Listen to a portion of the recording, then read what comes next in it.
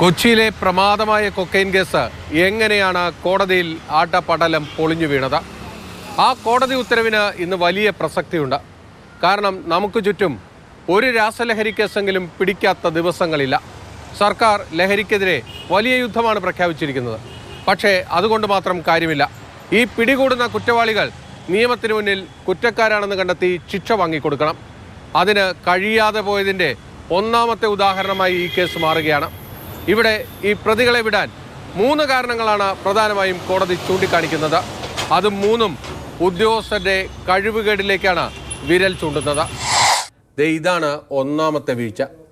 അതായത് നിയമപ്രകാരം ലഹരി മരുന്ന് കണ്ടെടുക്കുന്നത് ഒരു ഗസറ്റഡ് ഉദ്യോഗസ്ഥൻ്റെ സാന്നിധ്യത്തിൽ വേണം.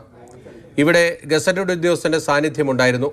കേസിലെ 1-ാം പ്രതിയായ രേഷ്മ രംഗസ്വാമിയുടെ കയ്യിൽ നിന്ന് കൊക്കൈൻ പിടിച്ചു എന്നതായിരുന്നു പോലീസിൻ്റെ കേസ്.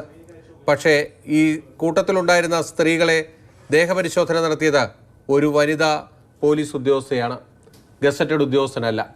ഗസറ്റഡ് ഉദ്യോഗസ്ഥൻ ദേഹപരിശോധന നടത്തിയത് നടൻ ഷൈൻ ടോം ചാക്കോയുടേതാണ്. അതായത് ഈ പരിശോധനയിൽ നിന്ന് കൊക്കൈൻ ഇവരുടെ കയ്യിൽ നിന്ന് പിടിച്ചെടുത്തുവെന്ന് തെളിയിക്കാൻ പോലീസിന് കോടതിയിൽ കഴിഞ്ഞില്ല. ഇവിടെയാണ് രണ്ടാമത്തെ വീഴ്ച സംഭവിച്ചത്.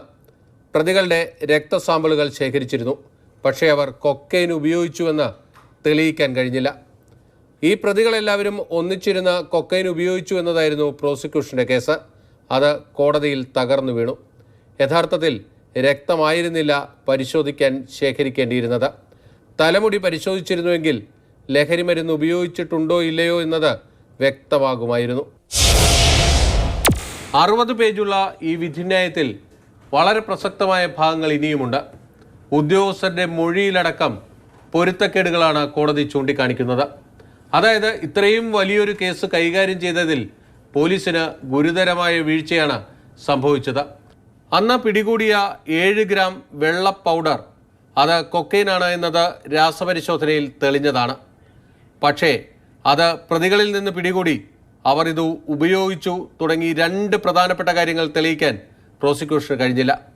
അവിടെയാണ് ആ പ്രധാനപ്പെട്ട കേസ് ഇല്ലാതായി പോകുന്നത്. ഈ ഉത്തരവെടുത്ത് സംസ്ഥാന പോലീസ് നന്നായി പഠിക്കണം. ഉദ്യോഗസ്ഥരെ പഠിപ്പിച്ചു കൊടുക്കണം എങ്ങനെ ആവരുത് എന്ന്.